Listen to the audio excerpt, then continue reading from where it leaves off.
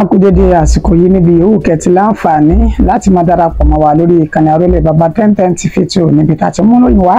lájọba alẹ̀ bí nǹkan ṣe ń lọ káàkiri orígun mẹ́rẹ̀ẹ̀rin àgbáláyé ojútẹ fún òwò ojú ọ̀hún ò ní fọ́ etí tẹ̀sí fi ń gbọ́ etí náà kò nídìí láṣẹ lọ́wọ́ Elédùmarè ìròyìn fún tásìkò yìí òun náà ni àyànfẹ́ Elédùmarè tún ṣe bẹ́ẹ̀ gbálẹ́gbọ́dẹ tó mú wa sójú mọ́ máwòrán àti tí ìgbọ̀nyín ibẹ̀ ti mà pé kókó oníròyìn lágbéyẹ̀wò ṣáájú ẹ̀kúnrẹ́rẹ́ rẹ̀ báyìí. Ohun tó yẹ kó jẹ́ kókó láti mójútó fún ààrẹ Bọ́lá Ahmed Tinubu ní ètò ààbò ọmọ orílẹ̀-èdè Nàìjíríà àti ìgbáyégbádùn wọn kì í ṣe ìjà òṣèlú lọ́kàn lọ́rọ̀ ààrẹ Bọ́lá Ahmed Tinubu ọmọlẹ́gbìmọ̀ asòfin kékeré ń ló ṣe bẹ́ẹ̀ tó gbà rẹ̀ nímọ̀ràn. Sẹ́nítọ̀ kan tún rèé tó tún ṣe bẹ́ẹ̀ tó ti kẹ́rù rẹ̀ kúrò nínú ẹgbẹ́ òṣèlú NNPP ó sì ti bá ẹgbẹ́ òṣèlú APC lọ báyìí. Ìbẹ̀rùbojo ọlọ́kàn àyà àwọn ènìyàn ìpínlẹ̀ Èkó pẹ̀lú bí alága inú ẹgbẹ́ òṣèlú APC ó ṣẹ̀ṣẹ̀ bẹ́ẹ̀ gbólulẹ̀ lójijì lásìkò ìpàdé ẹgbẹ́ náà ní ìpínlẹ̀ Èkó tó sì ti di èrò ilé ìwòsàn báyìí. Bẹ́ẹ̀ ni ní ìpínlẹ̀ Ebonyi àwọn agbébọn náà ṣe ìkọlù sí permanent secretary tẹ́lẹ̀ wọ́n dáná sun ọkọ̀ rẹ̀ àti owó iyebíye nínú ọkọ̀ lásìkò tó ń ṣe bẹ́ẹ̀ tó ń ṣèrìn àjò.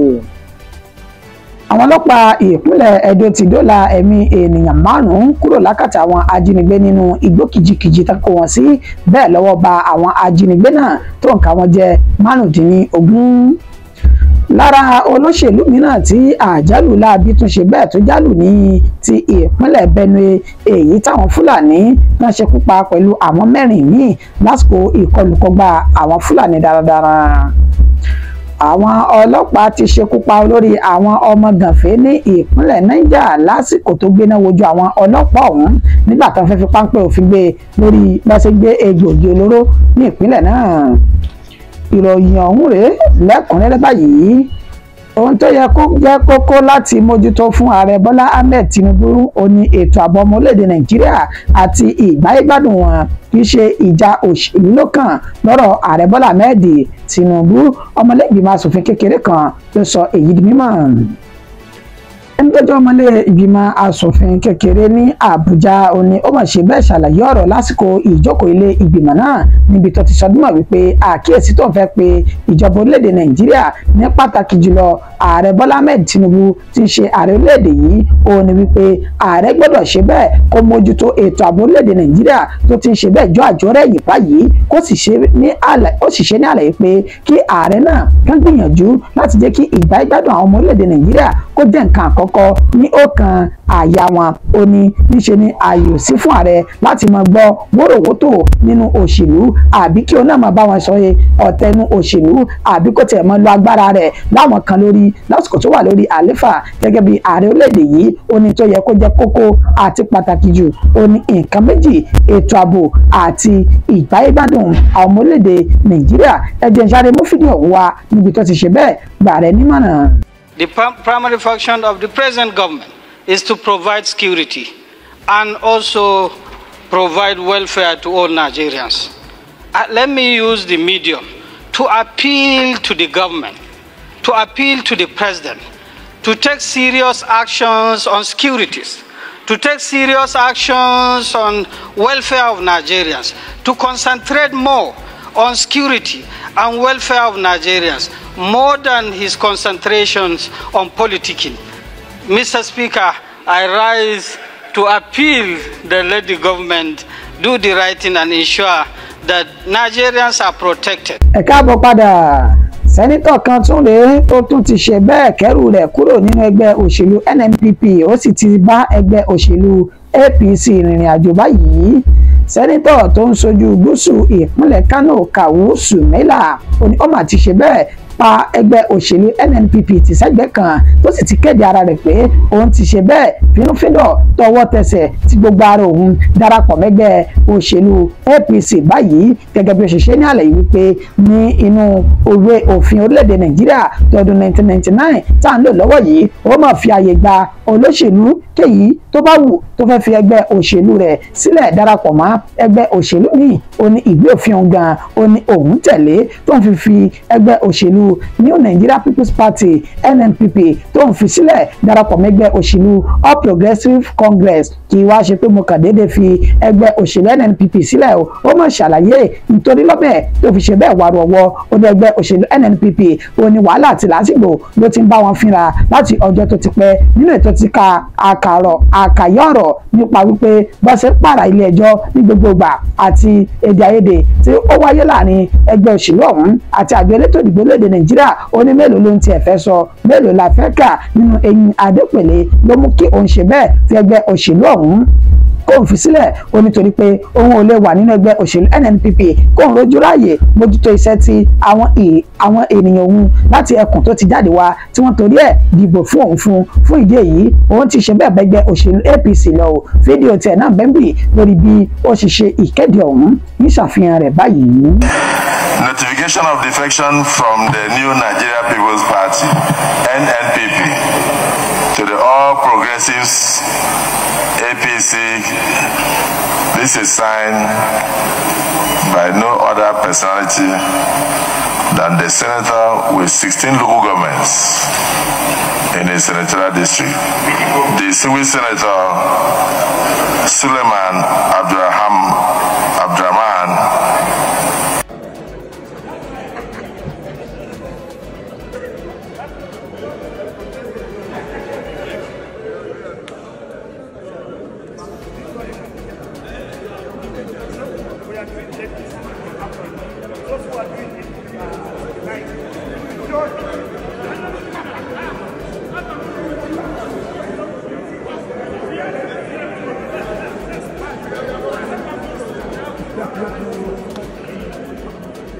Ìbẹ̀rù bojo lọ́kàn àyà àwọn ènìyàn ní ìpínlẹ̀ Èkó pẹ̀lú bí alága inú ẹgbẹ́ òṣèlú APC ṣe bẹ́ẹ̀ gbólulẹ̀ lásìkò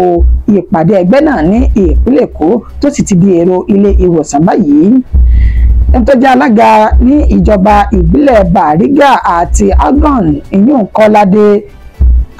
Alábí ó mọ̀ ṣe bẹ́ẹ̀ wólulẹ̀ lójijì lásìkò tó bá àwọn ènìyàn sọ̀rọ̀ níbi ìpàdé tó wáyé ní ìjọba ìbílẹ̀ ọ̀hún ní nǹkan bí dédé aago 12 ó kọjá ìṣẹ́jú 10 ọ̀sán ìní ó ní ìṣẹ̀lẹ̀ náà ó ní ó ṣẹlẹ̀ lásìkò tí ó ń sọ̀rọ̀ lọ́wọ́ ó ní ó dédé wólulẹ̀ lójijì yìí báwọn ènìyàn sì ṣe bẹ́ẹ̀ tán ṣùgbà rẹ̀ tán sì wá gbé dìgbàdìgbà lọ sí ilé ìwòsàn lẹ́ni tí wọ́n ti sọ bí wọ́n wípé ó ń bẹ nílé ìwòsàn báyìí tó gba ìtọ́jú lọ́wọ́ tán sì ń ṣe àdúrà fún pé kí Elédùmarè kó dá padà sáyé á ṣe àfihàn fídíò tiẹ̀ náà lóní ṣókí.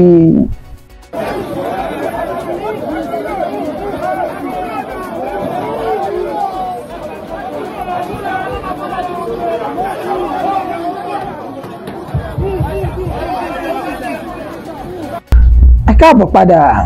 Bẹ́ẹ̀ ni ti ìpínlẹ̀ Ebonyi báyìí àwọn agbébọn ṣe ìkọlù sí ẹni tó jẹ́ permanent secretary tẹ́lẹ̀ wọ́n dáná sun ọkọ̀ àti owó rẹ̀ ní àsìkò tó ń ṣe ìrìn àjò lójú òpópónà. Former permanent secretary ní ìpínlẹ̀ Ebonyi tó tún jẹ́ ọ̀kan lára àwọn òṣìṣẹ́ fún àjọ elétò ìdìbò ìpínlẹ̀ Ebonyi èyí olóyè Boniface Ngebu ó ní ó mà ṣe bẹ́ẹ̀ tí àwọn agbébọn tó ṣe ìkọlù sí tí wọ́n sì ṣe bẹ́ẹ̀ dáná sun ọkọ̀ Hilux rẹ̀ àti owó tí ń bẹ nínú ọkọ̀ ọ̀hún tó fi mẹ́rọ ìbánisọ̀rọ̀ àtàwọn nǹkan oríṣiríṣi tí ó jẹ́ dúkìá rẹ̀ lásìkò tó ń ṣe bẹ́ẹ̀ ṣe ìrìn àjò láti Abakaliki tó sì lọ sí abúlé wọn èyí tó pè ní Noyo Alike ní ìjọba ìbílẹ̀ Ikwo ní ìpínlẹ̀ Ebonyi ọ̀hún ó ní òpópónà Òbúrúrú sí Eyida ó ní wọ́n ti ṣe ìkọlù ọ̀hún tí wọ́n ti ṣe sí òun ní nǹkan bí dédé aago 7 àṣálẹ́ àná òde yìí nígbà tí wọ́n ṣe ní àlàyé lórí bẹ́ẹ̀dì tó wà tó ti gba ìtọ́jú lọ́wọ́ ní ilé ìwòsàn ibẹ̀ ló ti sọ nígbà wípé bí òun ṣe ń lọ báyìí ni òun rí tí àwọn kan tán gbégi dínà ẹ̀gbẹ́ ọ̀nà díẹ̀ tí òun sì ṣe bẹ́ẹ̀ fi ara balẹ̀ láti mú ní tí ń ṣẹlẹ̀ ó ní kóun tó ṣẹ́jú pẹ́ níṣe ni àwọn ènìyàn ọ̀hún làwọn méjì tó di ìhámọ́ra ogun pẹ̀lú ìbọn lọ́wọ́ wọn tó ti ṣe bẹ́ẹ̀ dúró sí ẹgbẹ́ òun níbi tó ti wa ọkọ̀ wọ́n ń jà fitafita láti gba steering ní ọwọ́ òun ó ní bóyá wọ́n fẹ́ jí ọkọ̀ gbé ni o bóyá ni wọ́n fẹ́ jí gbé òun ò tiẹ̀ mọ̀ lásìkò ọ̀hún ó ní ṣùgbọ́n ọ̀kan nínú wọn ó já òun bọ́lẹ̀ tí kan sì wa ọkọ̀ òun lọ ó ní nígbà kan kẹfìn páwọn ènìyàn wọ́n ti mọ̀ sí ọ̀rọ̀ òun ló bá ṣe bẹ́ẹ̀ tó mú eré gidigidi ó náà sì wà lẹ́ni tí òun bá ìkejì fà lọ́wọ́ pẹ̀lú ìbọn ní ọwọ́ rẹ̀ ó ní ní bí ó ṣe sáré yìí ló bọ́ sí kòtò bóyá látàrí pé ó bọ́ sínú kòtò lọkọ̀ òun fi gbiná jẹ àbí àwọn náà sọ iná sí ọkọ̀ náà ó lóun kò mà ó ní bóun sì ṣe bẹ́ẹ̀ tó ń bá ara òun ní ilé ìwòsàn kò mà yí òun ó ń ṣe ló dàbí àlá tó sì dàbí iṣẹ́ ìyanu èyí tí Olúwa ṣe ó wá rawọ́ ẹ̀bẹ̀ sí ìjọba ìpínlẹ̀ Ẹ̀bẹ̀ yìí wípé ọkọ̀ òun tẹ́gbà lọ́wọ́ òun yìí tó sì dáná sun ẹ gbìyànjú láti bọ́n wárú rẹ̀ padà àti pé gbogbo dúkìá òun tó bá ìṣẹ̀lẹ̀ náà lọ ká bá àwọn gbìyànjú láti wá àwọn nǹkan náà dá padà ó ṣe àlàyé ọ̀rọ̀ lórí bẹ́ẹ̀dì tó wà tó ti ń gba ìtọ́jú lọ́wọ́. àwọn ọlọ́pàá ìpínlẹ̀ Ẹdó náà ti ṣe bẹ́ẹ̀ dóòlà ẹ̀mí ènìyàn 5 kúrò lákàtà àwọn ajínigbé nínú igbó kìjikìji tó gbé wọn lọ ọwọ́ sì tún bá 15 lára àwọn ajínigbé ọ̀hún lágbègbè tó pè ní ẹ̀kọ́ sí ìdólù ìjọba ìbílẹ̀ Umuwonde ní ìpínlẹ̀ Ẹdó oní ìṣẹ̀lẹ̀ náà ti ṣẹlẹ̀ gẹ́gẹ́ bí àlàyé tí ọ̀kan lára àwọn ènìyàn tí orí kó yọ nínú ìṣẹ̀lẹ̀ ọ̀hún èyí tó jẹ́ àgbẹ̀ Kwaba torúkọ rẹ̀ ń jẹ́ Sunday Ọmọragbọ́n èyí tó ṣe ní àlàyé pẹ̀lú ìyàwó rẹ̀ tí wọ́n ṣe bẹ́ẹ̀ jí gbé ní inú oko wọn lásìkò tí wọ́n ṣe iṣẹ́ oko lọ́wọ́ ó ṣe ní àlàyé wípé níṣe ni àwọn kan tọrọ omi lọ́wọ́ àwọn táwọn sì gbìyànjú láti bá wọn wá omi táwọn ò sì mọ̀ pé wọ́n jọ ń ṣiṣẹ́ pọ̀ pẹ̀lú àwọn ajínigbé ọ̀hún ni báyìí ni wọ́n ṣe jí àwọn gbé ní inú oko àwọn láti gbé àwọn lọ sí inú igbó kìjikìji nígbà tí wọ́n dé inú igbó ọ̀hún ó ní àwọn bá wọn ènìyàn 4 míì ní inú igbó náà bẹ́ẹ̀ ni wọ́n ṣe ṣe ní àlàyé pé bí ìròyìn náà ṣe dé ti ìgbọ́ àwọn agbófinró náà bá tamọ́ra pẹ̀lú ikọ̀ fìjìláńtẹ́ láti lọ rèé dóòlà ẹ̀mí àwọn ènìyàn náà sí ìyàlẹ́nu wọ́n bá wọn 4 níbẹ̀ níbi ká ti dárúkọ John Aigbe, Sunday Ọmọragbọ́n, Ozazi Odawo, Julie Ozazi àti ẹnìkan tí wọn ò mọ orúkọ rẹ̀ lásìkò tí a fi kó ìròyìn jọ sí ìbànújẹ́ níṣe ni wọ́n ní wọ́n ti ṣe ikú pa ìyàwó Sunday ọ̀hún lásìkò tí wọ́n ń dóòlà ẹ̀mí àwọn ènìyàn náà pẹ̀lú bá ṣe jọ ń rọ òjò ìbọn fúnra wọn nígbà tí ìkan lára àwọn fìjìláńtẹ́ tó náà fi ara gba ọta ìbọn tó ń bẹ ní ilé ìwòsàn lọ́wọ́ báyìí lẹ́yìn tí gba ìtọ́jú lọ́wọ́ báwo wá náà ṣe mú àwọn ènìyàn 15 ọ̀hún níṣẹ́ náà ṣàdúgbò pé lásìkò tí wọ́n wọ inú gbọ́dọ̀ káàkiri náà kẹfìn àwọn 4 kan tí wọ́n ń ṣe bẹ́ẹ̀ ta oúnjẹ fún àwọn ènìyàn ọ̀hún ní inú gbọ́ pẹ̀lú ọkọ̀ Hilux tí wọ́n kó oúnjẹ sí bíbà báyìí ni wọ́n ṣe fi páńpẹ́ òfin mọ́ àwọn 4 náà táwọn 4 ọ̀hún tó sì júwèé ibi táwọn ènìyàn 11 tó kù tí wọ́n wà tó fi páńpẹ́ òfin gbé àwọn ènìyàn 15 náà jẹ́ oníṣẹ́ láabi ajínigbé ní ìpínlẹ̀ Ẹdó náà. Lára olóṣèlú mìíràn tí àjálù ńlá tó ṣe bẹ́ẹ̀ jálù ní ti ìpínlẹ̀ Benue èyí táwọn Fúlàní ṣekú pa pẹ̀lú àwọn 4 míì nínú ìkọlù tuntun tó ṣe ní ìpínlẹ̀ ọ̀hún agbègbè tó pè ní Mbatsada ní Mbalum àti Mbasobo Council Ward ní ìjọba ìbílẹ̀ Gwari East ní ìpínlẹ̀ Benue ní ìṣẹ̀lẹ̀ láabi náà ti wáyé gẹ́gẹ́ bí àlàyé ní kabidede aago 4 kọjá ìṣẹ́jú 5 ìrọ̀lẹ́ tí ń ṣe ọjọ́ 6 inú oṣù karùn-ún ọdún tá a wà yìí ní ìṣẹ̀lẹ̀ náà ṣẹlẹ̀ gẹ́gẹ́ bí wọ́n ṣe sọ mímọ̀ láti ẹnu àwọn ènìyàn tí wọ́n gbé inú ìlú ọ̀hún wọ́n ní ọ̀kan pàtàkì nínú olóyè inú ẹgbẹ́ òṣèlú APC èyún Akabo Johnson òní wọ́n ṣe bẹ́ẹ̀ ṣe ikú pa pẹ̀lú àwọn 4 míì tí wọ́n mọrúkọ wọn lásìkò tá a fi kó ìròyìn jọ gẹ́gẹ́ bá ṣe sọ pé àwọn oníṣẹ́ láabi náà wọ́n ya wọ abúlé ọ̀hún wọ́n ya wọ ìlú ọ̀hún wọ́n sì bẹ̀rẹ̀ sí ní yin ìbọn ní lemọ́lemọ́ àti kíkankíkan èyí tó fi yà lọ bá olóṣèlú ọ̀hún Akabo Johnson tó sì ṣekú pa ní fanáfanṣu pẹ̀lú àwọn 4 míì ẹni tó jẹ́ alága ìjọba ìbílẹ̀ ọ̀hún Timothy Adi ó fìdí ìṣẹ̀lẹ̀ náà múlẹ̀ nínú ètò sì ní inú ìbànújẹ́ ó ní àwọn wà ní ìpínlẹ̀ Benue báyìí ṣe é rántí wípé ìpínlẹ̀ Benue ó ní ìkọlù gbogbogbà ló ti ṣe bẹ́ẹ̀ tó ti máa ń wáyé ìkọlù kọgbá tó ti ṣekú pa ọ̀gọ̀rọ̀ ẹ̀mí àwọn ènìyàn ní gbogbo kọ̀rọ̀kọ́ndù ìpínlẹ̀ ọ̀hún ṣùgbọ́n ti tolóṣèlú yìí olóko àwọn ènìyàn lóminú pẹ̀lú bọ́sẹ̀ ní ó jẹ́ ẹni tó láàmìlaka nínú ẹgbẹ́ òṣèlú APC wọ́n sì ti ṣe bẹ́ẹ̀ dá ẹ̀mí rẹ̀ légbodò báyìí. Àwọn ọlọ́pàá ti ṣekú pa olórí àwọn ọmọ gànfẹ́ ní ìpínlẹ̀ Niger lásìkò tó gbéná wojú àwọn ọlọ́pàá ọ̀hún nígbà tó fẹ́ fi páńpẹ́ òfin mọ́ lórí ẹ̀sùn egbògi olóró lílò. ní Bakin-Berger ní agbègbè tó pè ní Agbandaji, èyí ààyè tí àwọn elégbòogi olóró tí wọ́n fi ń ṣe bẹ́ẹ̀ ṣọṣẹ́ tí wọ́n sì ń ta tánrà egbòogi olóró ní ààyè yìí. Gẹ́gẹ́ bí wọ́n ṣe ṣe ní àlàyé pé ikọ̀ fìjìláńtẹ́ ló ti kọ́kọ́ ṣe ìkìlọ̀ fún arákùnrin tó jẹ́ olórí àwọn ọmọ gànfẹ́ tó ń gbé egbòogi olóró àti títa egbòogi olóró ọ̀hún, èyí tó pe orúkọ rẹ̀ ní Bello Maidenja, tí wọ́n ṣe ní àlàyé pé kó ṣe bẹ́ẹ̀ pin ọwọ́ ìwà burúkú tó wù ní agbègbè ọ̀hún, bí bẹ́ẹ̀ kọ́ àwọn yóò gbéná wo ojú rẹ̀ sí ìyàlẹ́nu. Níṣẹ́ ni Bello àtàwọn ènìyàn rẹ̀ tó kù wọ́n lọ rè sọ fún àwọn ikọ̀ fìjìláńtẹ́ tó sì dúnkokò mẹ́mìí wọn pé bẹ́ẹ̀ bá tún dárú ẹ̀wò lásà tẹ́ ẹ ṣe bẹ́ẹ̀ wá ṣe ìkìlọ̀ fún wa á pa yín ní ìpakúpa ni. Ṣùgbọ́n nígbà tí ìròyìn náà dé ti ìgbà àwọn agbófinró, wọn bá ṣe bẹ́ẹ̀ yabọ̀ arákùnrin, wọ́n ṣe bẹ́ẹ̀ yabo ibi tí àwọn oníṣẹ́ láabi náà ti ta egbòogi olóró ọ̀hún ní nǹkan bíi aago 10 òwúrọ̀ èyí tí í ṣe ọjọ́ keje oṣù tá a wà nínú rẹ̀ yìí. Gẹ́gẹ́ bí àlàyé alukoro iléeṣẹ́ ọlọ́pàá ìpínlẹ̀ náà Wàsíù Abíọ́dún,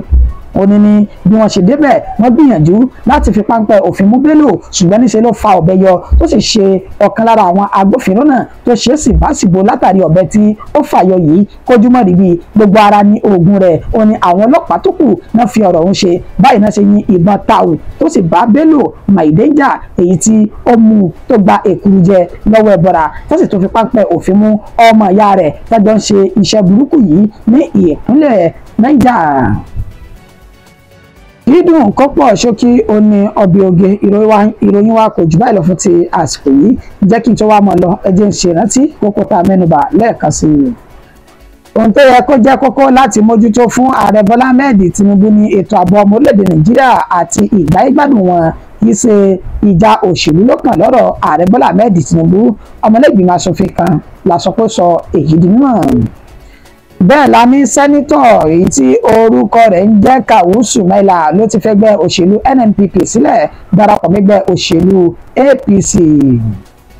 Ìbẹ̀rùbojo lọ́kàn àyà àwọn ènìyàn ìpínlẹ̀ Èkó pẹ̀lú bí alága inú ẹgbẹ́ òṣèlú APC kan bó ṣe wó lulẹ̀ lójijì tó sì ti dibẹ̀ di èrò ilé ìwòsàn. Àmúwá pé ní ìpínlẹ̀ Ebonyi ni àwọn agbébọn ti ṣe ìkọlù sí ẹni tó jẹ́ permanent secretary tẹ́lẹ̀, wọ́n dáná sun ọkọ̀ àti owó rẹ̀ pẹ̀lú dúkìá rẹ̀ ní ìpínlẹ̀ náà. Àwọn ọlọ́pàá ìpínlẹ̀ Edo ni wọ́n dóòlà ẹ̀mí ènìyàn 5 kúrò lákàtà àwọn ajínigbé nínú igbó kìjikìji, bẹ́ẹ̀ náà fi páńpẹ́ òfin gbé 15 lára àwọn ajínigbé ọ̀hún. Lára olóṣèlú míì ta ní àjálù ńlá ó kàn ní inú ìkọlù tí ikọ̀ àwọn oníṣẹ́ láabi Fúlàní darandaran tán ṣe ní ìpínlẹ̀ Benue, oní tí olóṣèlú ẹgbẹ́ òṣèlú APC tí wọ́n dẹ́mi tiẹ̀ náà lẹ́gbẹ̀dọ̀ pẹ̀lú àwọn mẹ́rin míì. Àmọ́ fún wa ní ìparí gbogbo ìròyìn pé àwọn ọlọ́pàá ti ṣekú pa olórí àwọn ọmọ gànfẹ́ ní ìpínlẹ̀ Niger lásìkò tó gbéná wojú wọn ní àsìkò tó sì fẹ́ páńpẹ́ òfin gbé lórí ọ̀rọ̀ gbígbé egbògi olóró ní ìpínlẹ̀ ọ̀hún.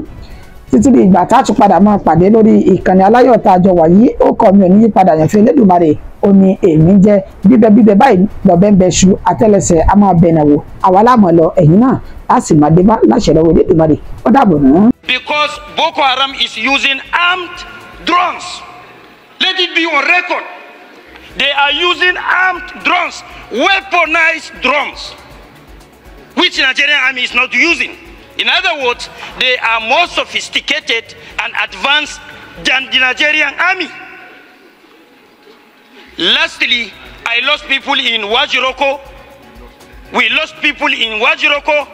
as a result of Boko Haram insurgents. This is the few I can give you, just a tip of an iceberg as far as my constituency is concerned. I observe one thing. Boko Haram is fast coming back,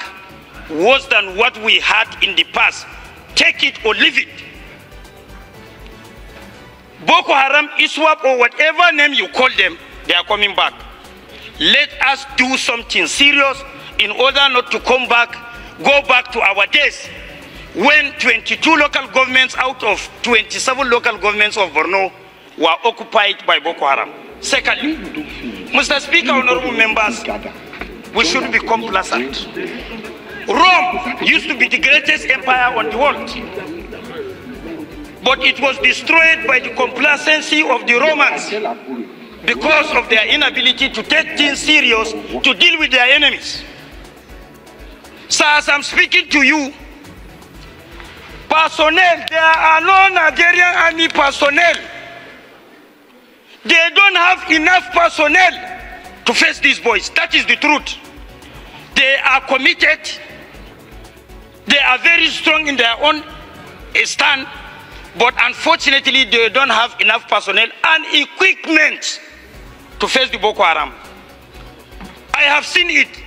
Nobody reported it to me because I went to my constituency on Saturday and came back on Sunday. So, Mr. Speaker, honorable members, we shouldn't be complacent with this. I align with Honorable Gadi by saying that we should do our own needful by doing the proper oversight of money expended, because between 2015 to 2019, Nigerian government spent 19 point something trillion naira on security issues. I have the record with me.